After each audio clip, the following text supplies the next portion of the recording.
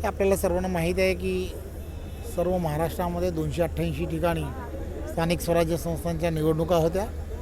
त्या स्थानिक स्वराज्य संस्थांच्या निवडणुकीमध्ये 236 ठिकाणी भारतीय जनता पार्टीचे नगराध्यक्ष पदाचे उमेदवार हे निवडणूक लढत होते आणि जवळजवळ त्यामध्ये 134च्या जवळपास ठिकाणी भारतीय जनता पार्टीचे उमेदवार हे विजयी झालेले आहेत। त्यामुळे भारतीय जनता पार्टी तळागाळातील कार्यकर्ते असणारी आणि संघटनात्मकदृष्ट्या अतिशय भक्कमपणे गावागावामध्ये आणि शहराशहरामध्ये बूथ लेवलवरती काम करणारी पार्टी आहे।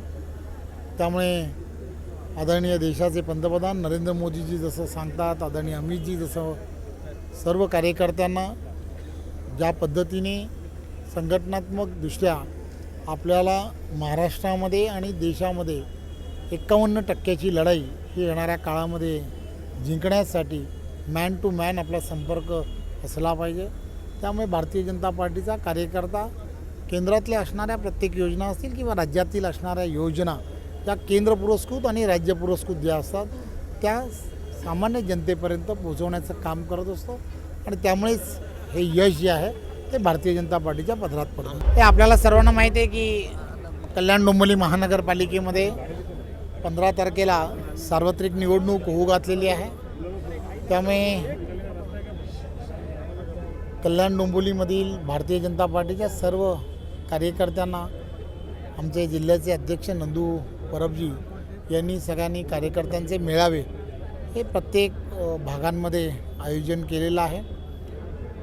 2 दिवसा अगोदर असंच आयोजन डोंबिवली पश्चिममध्ये झालं होतं। आज डोंबिवली पूर्व आणि कल्याण पश्चिममध्ये आयोजन केलं आहे। उद्या मला असं वाटतं की कल्याण पूर्वमध्ये असंच आयोजन केलेलं आहे। त्यामुळे सर्व भागांमध्ये नंदूजी परब यांच्या नेतृत्वामध्ये असे मेळावे होत आहेत।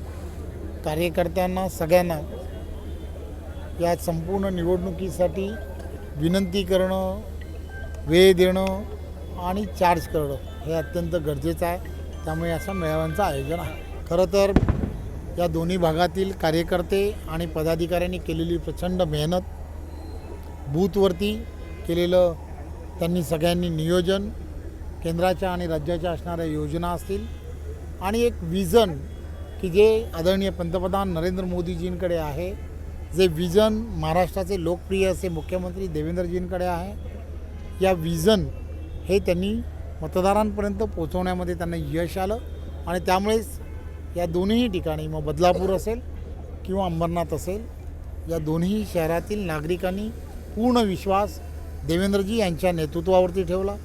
देवेंद्रजींनी सर्वांना विनंती केली होती की या निवडणुकांमध्ये एक दिवस जो आहे, एक दिवस तुम्ही कमळाचा बटन दाबून आम्हाला सहकार्य करा।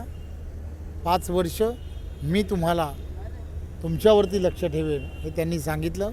लोकांनी त्यांची विनंती मान्य केली आणि त्यामुळे मला असं वाटतं हे सगळं यश जे आहे ते देवेंद्रजींच्या नेतृत्वामध्ये महाराष्ट्रामध्ये मिळालेलं आहे।